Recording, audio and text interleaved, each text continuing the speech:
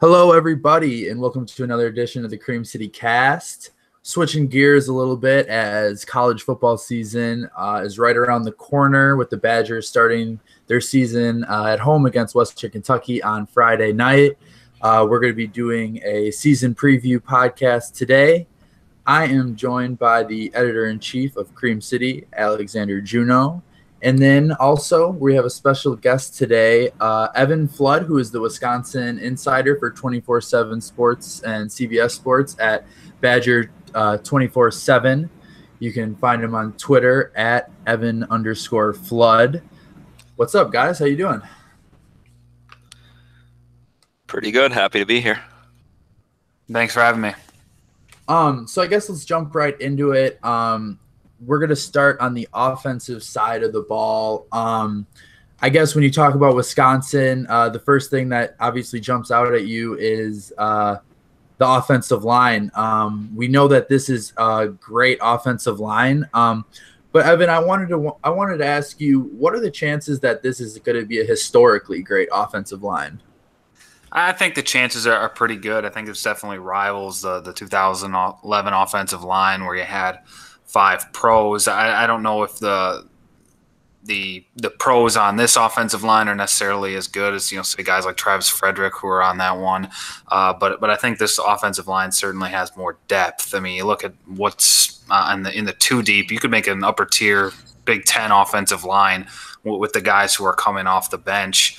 When you think about Cole Van Lanen, Jason Erdman, Micah Kapoy, I mean, there's a couple guys here with a handful of starts. In the case of John Dietzen, who may not start, he's got 20 career starts under his belt as well. So I think it's definitely deeper, and I think it's more versatile in the sense that Joe Rudolph can mix and match and get the right matchups. Should injuries occur, you can plug different guys into different spots. You got a guy like Michael Dieter who can play anywhere on the offensive line.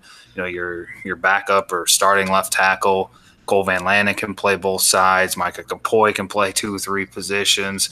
Tyler Biadasz can play 2-3 positions. I mean, the combinations are just endless with this group. And, you got 5 guys who have all played together for a few years now as well, which I think, the camaraderie of that group could be pretty special.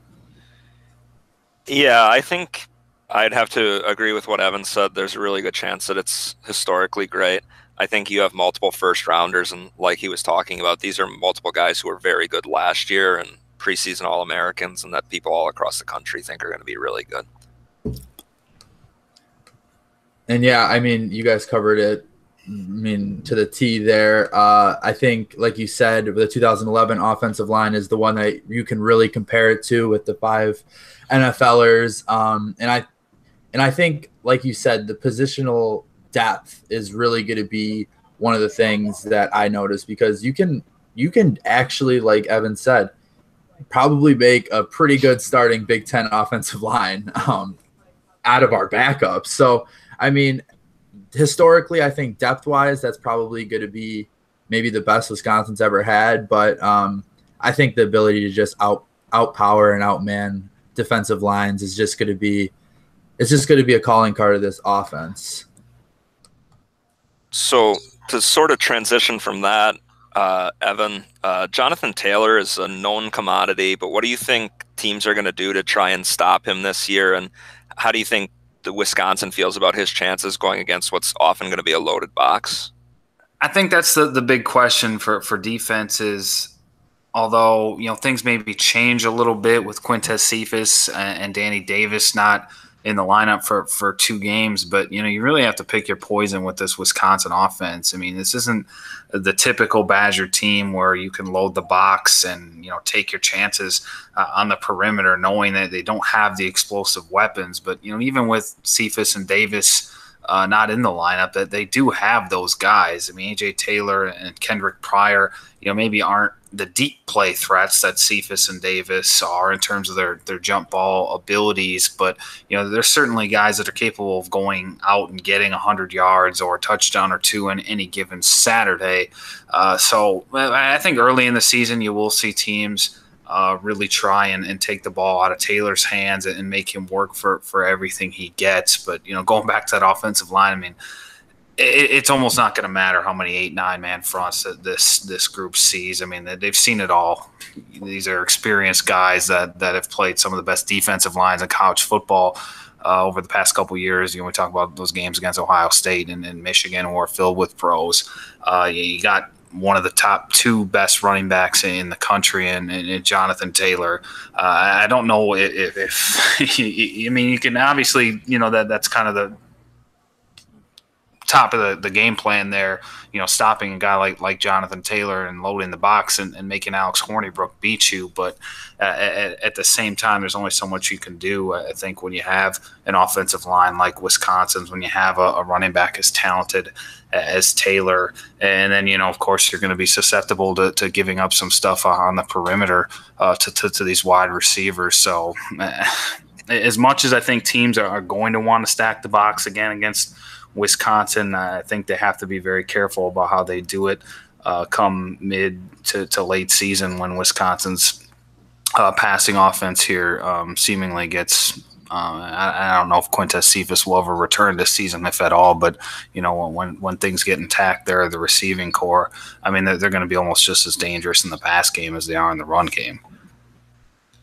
Have you seen from what you've seen in spring and fall practices, have they been using like jet sweeps? Because I know Pryor's fast, AJ Taylor's fast, Aaron Krishikank is fast. Have they been trying to use that to kind of key off linebackers and other secondary guys, trying to kind of keep the defense honest? I mean, they have a portion of the practice that's just dedicated to the jet sweep, which I'm guessing a lot of teams don't do. But, I mean, you'll see the quarterbacks and the wide receivers and, a few of the running backs break off and, just do some 3-on-3, 4-on-4 stuff, just working the jet sweeps and getting their timing down. I mean, they'll put 4 or 5 wide receivers in line and then just let them run it a few times for that 5-10 minute period, however long it is. So it's a huge part of the offense. Obviously, it's resulted in some big plays, but even if you fake the jet sweep, obviously that takes at least one defender off a Jonathan Taylor or at least gets part of the defense to shift and maybe move out of those running lanes. So it is a huge part of this Wisconsin offense. And then I'm guessing there's not many teams that have a period of practice that's just dedicated to running one certain play. So I guess just to sort of build off that, I think Jonathan Taylor is going to be in line for a great season. I don't think there's really anything that teams can do to stop him. We're talking about 5 just massive linemen that are going to be clearing holes for him. And based on what I've seen of the camp film and stuff like that, Jonathan Taylor looks more explosive than he's ever been in. Well, I guess we've only seen one season of him as a true freshman, but he looks even more explosive. And we'll get to see sort of with another year of Alex Hornibrook experience and the wide receiver talent that we have this year, how that kind of can open up the field for a guy like Taylor to make his own room. Right. And, I think you look at the last couple running backs who have won the Heisman Trophy, they averaged about between 1,800 and 1,900 rushing yards and 16 touchdowns.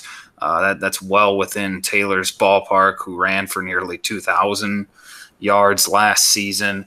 Unfortunately, this has kind of become a quarterback award. Running backs, you look at the last running back to win it, Derrick Henry. I mean, he had to rush for something like 23 or 2,400 yards, and he had a few 30-plus carry and a few 40-plus carry games. But he may end up catching it, or I guess, chasing this award in the right year. There doesn't seem to be that Baker Mayfield type quarterback this season, at least not that we know of. Maybe the kid from Alabama could be in that conversation as well, but we don't know enough about him. So, Taylor's chances, I think, to win a Heisman are very good, but you have to wonder how much his teammates will take away from what he's capable of doing. As we've talked about, this is going to be one of the more exciting and explosive passing offenses Wisconsin has had. And, the Badgers also have the luxury of keeping him fresh. You don't have to run him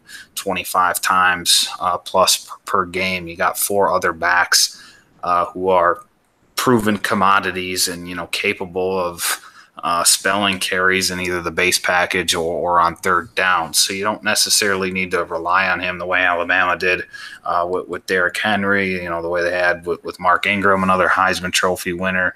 But you certainly look at the numbers of the running backs who have won, and, what Jonathan Taylor would need is certainly in his wheelhouse. But at the same time, Wisconsin's probably going to have to be in the national championship conversation again for him to win that as well. I know that you started to talk about quarterbacks, so that kind of gives us a good segue to talk about our quarterback, who is entering his third season as the Badgers starter. So what do you think, Evan, the Badgers really need from him to be a title contender? I mean, you can quantify it in yards or touchdowns, or you can kind of just, I don't know how you want to do it, but what do you think that he needs to do for them to get to that college football playoff? I don't think they need a huge season from him. I mean, you looked at what was some of Wisconsin's better teams, what they've had from the quarterback position. And, aside from that 2011 year where Russell Wilson was just phenomenal, I mean, you look at Wisconsin's better teams. I mean, they haven't always had great quarterback play. What they've had is consistency, guys who manage the game, and guys who limit their mistakes. And I think those are two big question marks for Hornibrook last season. Now, if he's anything like he was in the Orange Bowl, I mean, watch out. I mean, because he's got all his weapons back. He's got a great offensive line. Jonathan Taylor's a year older. I mean, he could do some impressive things. I mean, he threw for 2,600 yards and 25 touchdowns last year, but those 15 interceptions, really take away what, should have been a great season for him statistically.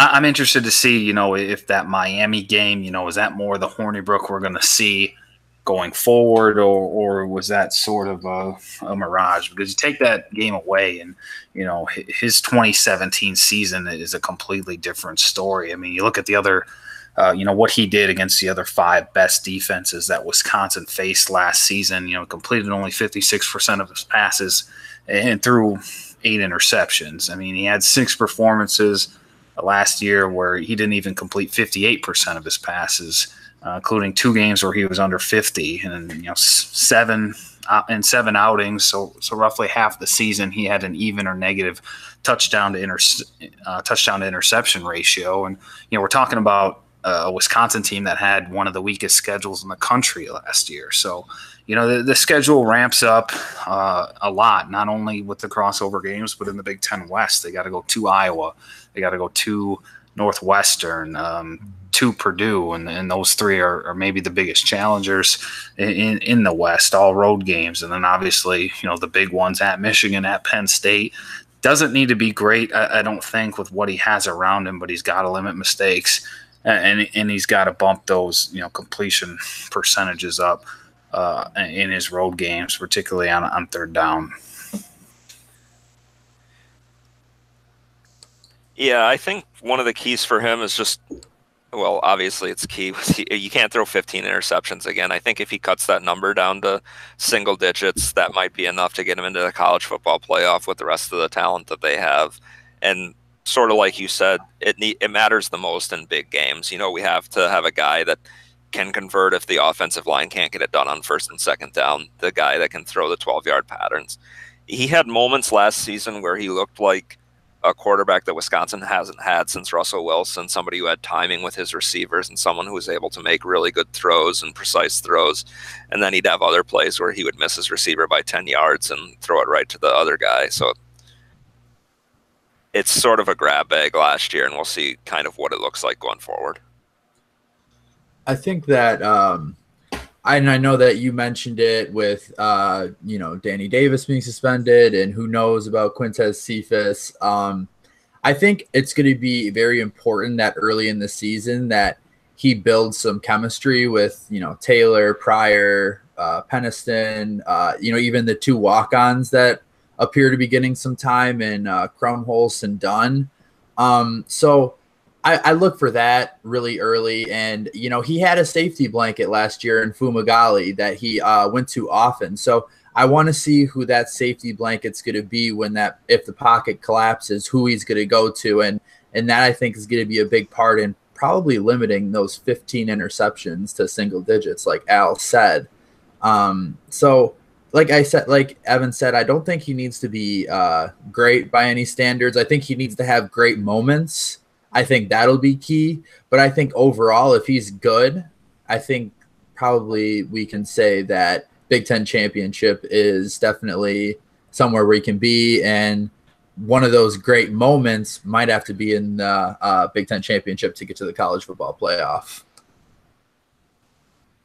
So sort of moving forward, Evan, you get to watch a lot of recruiting. I know you watch a lot of high school film for both basketball and football, and then you get to watch them more in camp than either of us see as college students. Who do you think is poised to contribute as a true freshman to this Badgers team? Biggest contributor out of last year's high school class? I would go with Bryson Williams, a nose guard, a kid that enrolled early, which obviously gives him a leg up over most of this incoming recruiting class here. But he's a kid, that's not only physically ready to play, but Wisconsin needs him to play. They're a little thin on the defensive line. You only got Olive Sagapolu in terms of experienced nose guards here. And, he's done a nice job with the second team and, filling in for the first team here and there. A kid that's a great fit for a 3-4 defense. When you talk about a wide body that's very mobile and nimble for his size. So not only can he hold that point of attack and take on multiple blockers, but he can get into the backfield on occasion and sort of force the quarterback out of the pocket, cause some havoc that way. So I think he's going to play, maybe not a huge role, but maybe sort of what Garrett Rand was as a freshman and a sophomore, just giving Sagapolu some breaks, and you don't have to worry about him, when Sagapolu comes off the field either. So, he may not put up major stats as a couple other freshmen, we'll see, but, that's not necessarily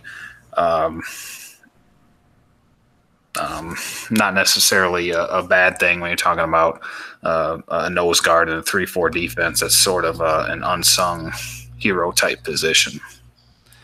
Absolutely. With the way Wisconsin plays defense, you don't really see their D linemen tally up the stats. It's a linebacker-driven defense.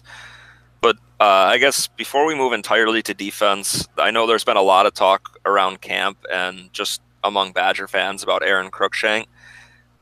Do you think that Aaron Cruikshank's going to redshirt this season, or do you think that it's going to be with the new redshirt rule that we see how the first 4 games go and then take it from there, especially with the suspensions? I don't see him redshirting, and I know some people might be surprised that he wasn't in the 2 deep, but from what it sounds like, Wisconsin's just going with experience to begin the season. You got Jack Dunn and Adam Krumholz, who have been in the program 3 years now. They got more feel for the offense, and I think that allows you to bring not just Cruikshank, but maybe even Taj Mustafa as well.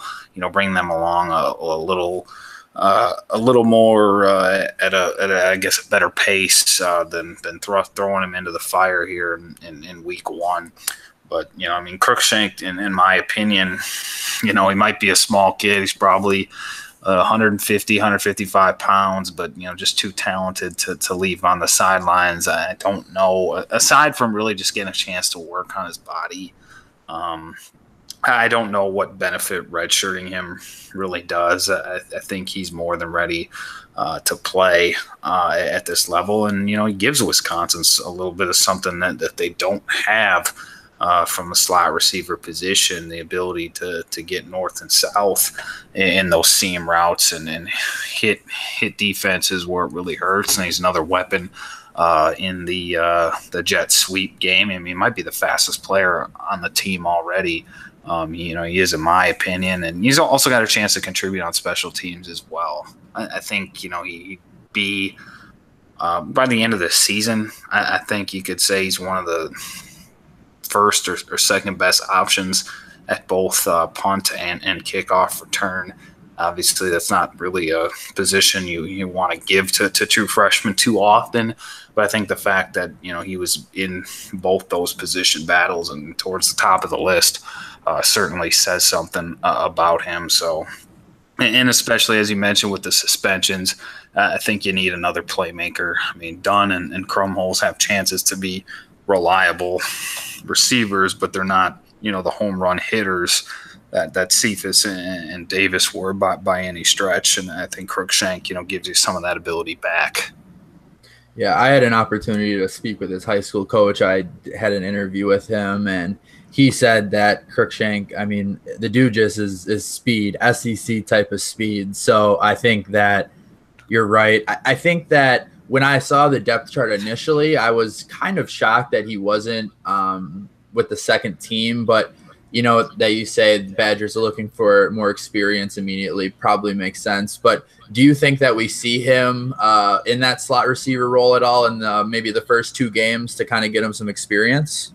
I think without a doubt, and especially with the new redshirt rule, you have nothing to lose. I mean, you can play him in 4 games anyway. So I would expect him and, Taj Mustafa to get a really strong look at wide receiver here in the non-conference play. And if Wisconsin can get some big leads, maybe you sit guys like Pryor and Taylor for a quarter and kind of let these guys go to work and see what they can do with the first team offense.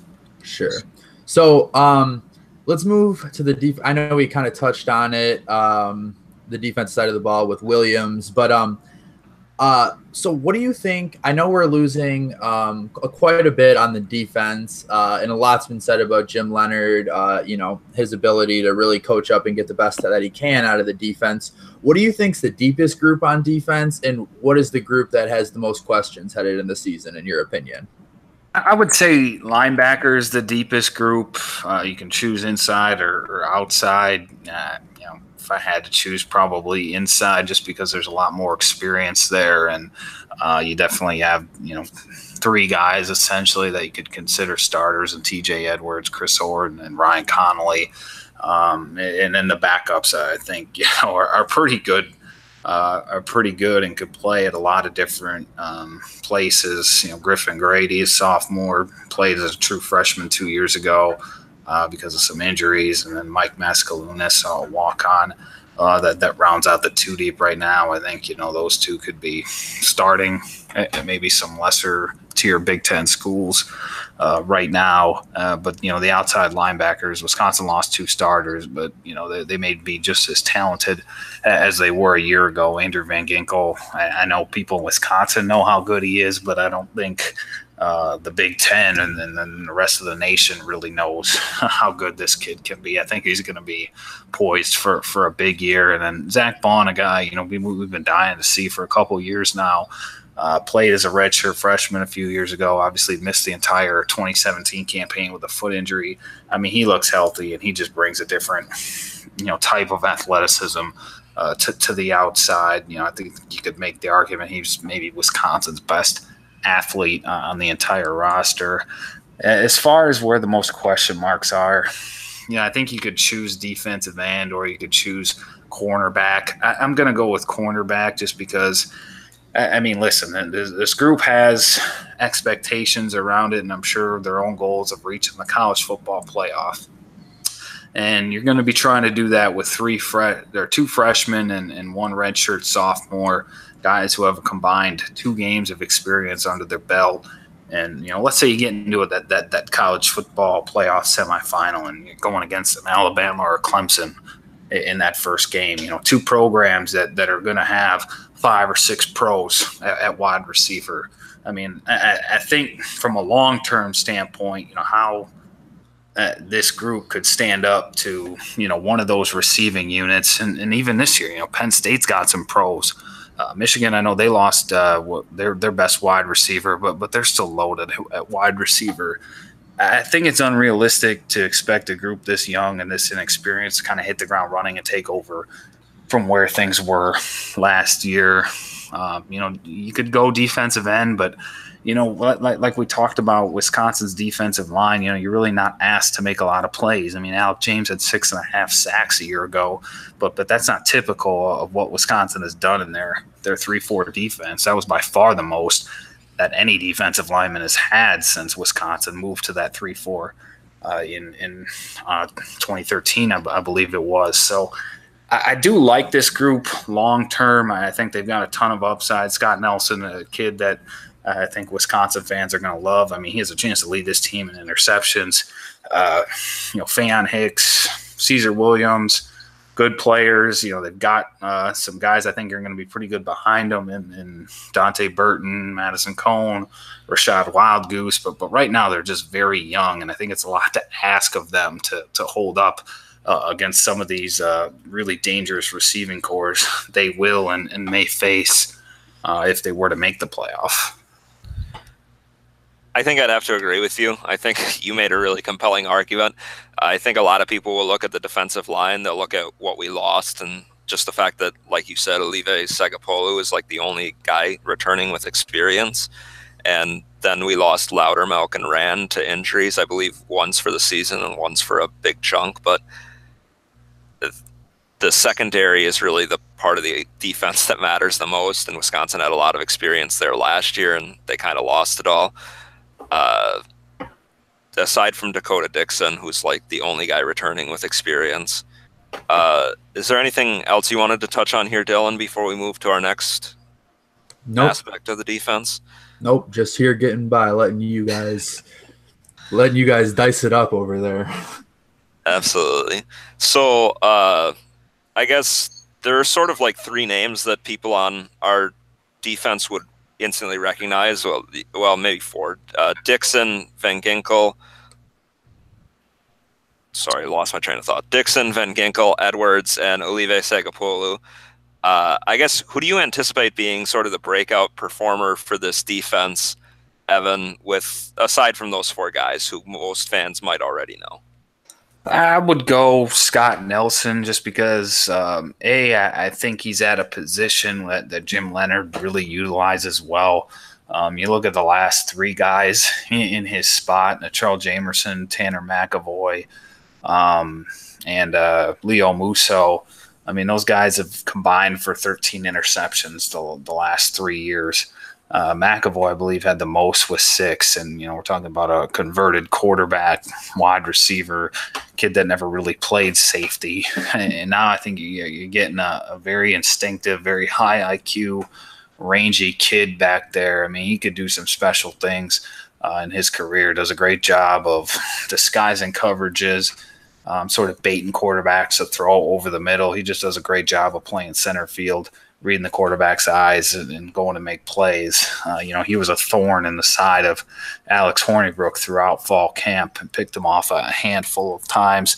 I don't have many concerns about him, and I think he complements a guy like Dakota Dixon very well.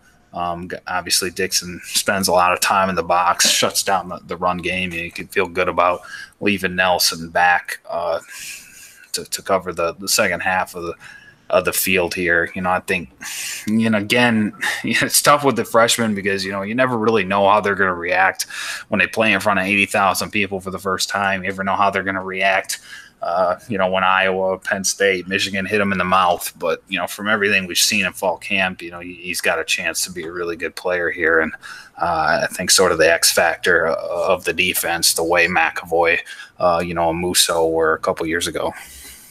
I'm kind of excited to see what Caden Lyles can do at the defensive end position. I know that we talked about an area of concern, perhaps also because of what we're losing from there. But, I mean, he is an absolute beast at 6'3", 320. And I don't know, maybe he's slimmed down since then.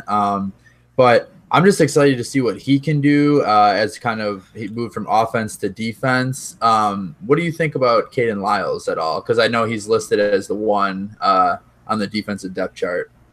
Yeah, I think it's still a work in progress, and it's going to be a transition for him. I know the coaches And his teammates, just sort of raved about the way he's been able to move from the offensive side of the ball to the defensive side of the ball with little warning. But I still think there's a long way to go there. Now, the good news for him, he's played this position before in high school, different type of defense, but he's played with his hand in the dirt and been on the other side of the ball. I think he's still trying to transform his body, I think, to what you want from a defensive end. Not the tallest kid, definitely still carrying, at least last time I saw, carrying some of that offensive line weight that you don't necessarily want or need for the defensive line. But, he had some moments in fall camp. He also had some moments where you knew this was a guy that was playing defensive end for the first time at this level. So I think he'll be okay there. I don't necessarily imagine him having any type of dominant year, but I think the bigger question with him is, where does he go long term? I mean, this is still one of your best young offensive linemen, a guy that could have been an all Big Ten performer down the road. When you get Isaiah Loudermilk back, when you get some of these defensive line recruits in there next season, I mean, do you keep him there or do you move him back to offensive line, where he's probably at his best? So I think this season will be a big determiner of that, because I know even when Loudermilk comes back, it sounds like Lyles is going to keep that starting job ahead of Matt Henningsen. Okay. So I think I'm good with the defense now. Now we're going to get into kind of the interesting part of the podcast here. So I know you touched on it earlier with the Big Ten West, but in terms of the schedule, we know Michigan and Penn State will probably be for sure the biggest test on the season. But what game would you flag as the biggest likelihood of an upset if you had to pick one? I would say that Big Ten opener at Iowa, and in my opinion, I think that's about as must win as an opener gets. When you look at the way the schedule breaks down, first of all, why it's a potential upset. Iowa played Wisconsin really well last year up until midway through the third quarter, where they had some turnovers on their own side of the ball, and the wheels sort of came off from there. But they were right there in that game. I think, had a pick six or two that certainly contributed to them being able to stay in that one. But, they're always a team that can match Wisconsin in the trenches and make it difficult for the Badgers to run the football. And then on top of it, you look at the way the schedule breaks down for both teams. Iowa's got a very favorable slate this year. They get Northwestern and Purdue at home. They only have one real tough crossover game at Penn State. If Wisconsin were to lose that one and you don't have the head-to-head tiebreaker anymore and you still got to go at Michigan, at Penn State, I mean, in my opinion, with what Iowa has in front of them, I mean, that's tough for the Badgers to overcome. So, you don't like to label any game a must-win, especially that one early in the season. But I think that's a hole you definitely want to stay out of if you're Wisconsin. Yeah, I think that I also agree that I think that's probably the biggest chance of an upset, just because. And I mean, you also look at Stanley, the quarterback. I mean, that's going to be one of the first true tests for that secondary against above average quarterback. So I agree with you in that part. I also think kind of a sneaky game as always. If that Northwestern game is an 11 a.m. game, I know that that's always kind of a game that you have to make sure you're prepared for. I know Clayton Thorson, he's got injury concerns, might not play on Thursday against Purdue, but and they don't have Justin Jackson. But if we're talking a true upset wake up call game, I think that might also be one that we should look at. One game that I would toss out there would be Nebraska.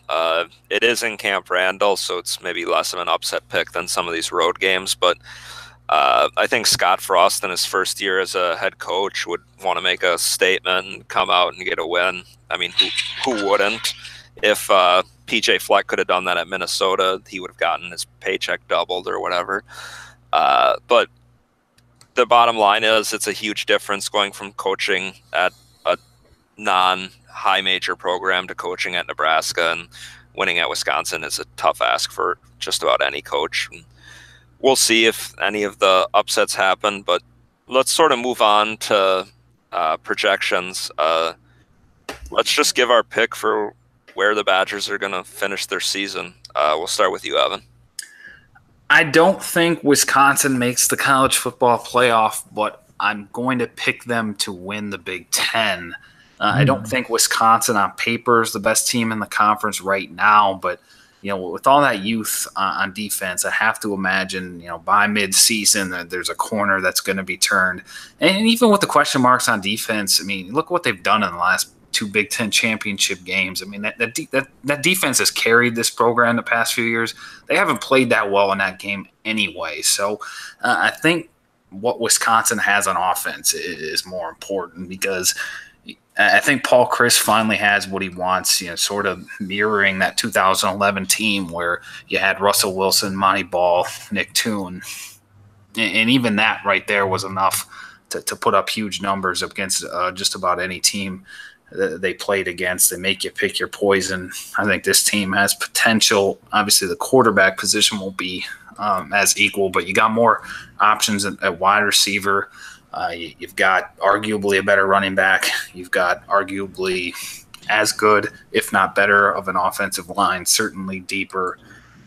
I think it's going to be really tough for opponents to really take something away from this Wisconsin team without giving up something else. So Paul Chryst, offensive genius with all this talent, I think he could do some big things. And, like I said, because the defense has sort of let down the team in the last 2 Big Ten championship games anyway, I'm not that concerned about Wisconsin maybe getting into a hole that they can't get out of, and or going into the stalls for a quarter or two without scoring any points like they did against Penn State. So I'll say Wisconsin loses 1 or 2 in the regular season, but manages to win the Big Ten and get to another New Year's Six bowl.